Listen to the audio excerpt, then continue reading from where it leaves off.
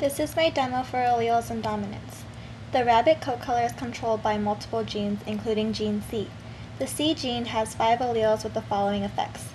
Capital C is a complete color. Here I show this completely dominant allele by using the color red. Lowercase c cubed is the color of chinchilla. It is dominant to the alleles lowercase c squared, lowercase c to the first, and lowercase c to the 0th power. I use the color yellow to represent this allele. Lowercase c squared is shaded, lowercase c to the first is Himalayan, lowercase c to the 0th power is albino, meaning it has no color. This allele is recessive to all the others. I use the color white to represent this allele. Genes are located on chromosomes, which is the structure carrying genetic material. These genes are located at a specific place along the length of the chromosome called the locus. Because of the different effects of dominant and recessive alleles, an organism's traits do not always reveal the genetic composition. Therefore, we distinguish between an organism's appearance or observable traits called its phenotype and its genetic makeup called its genotype.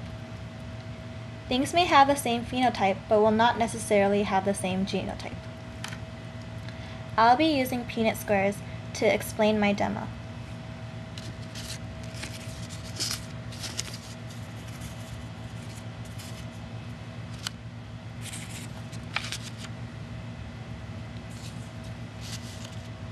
When I cross the complete color rabbit that has the homozygous alleles capital C, C, with the albino rabbit that has the homozygous allele lowercase c to the 0th power, lowercase c to the 0th power, the offspring will all be heterozygous carrying this recessive albino trait. However, they will have the complete color, which is red, because this allele is completely dominant.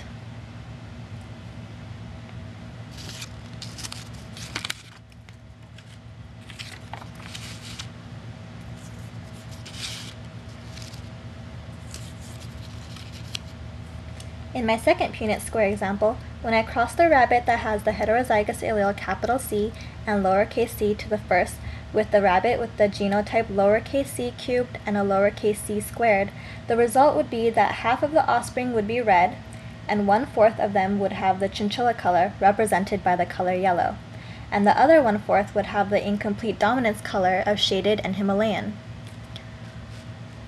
In conclusion, these mating pairs would give us a new population that still contains all the alleles.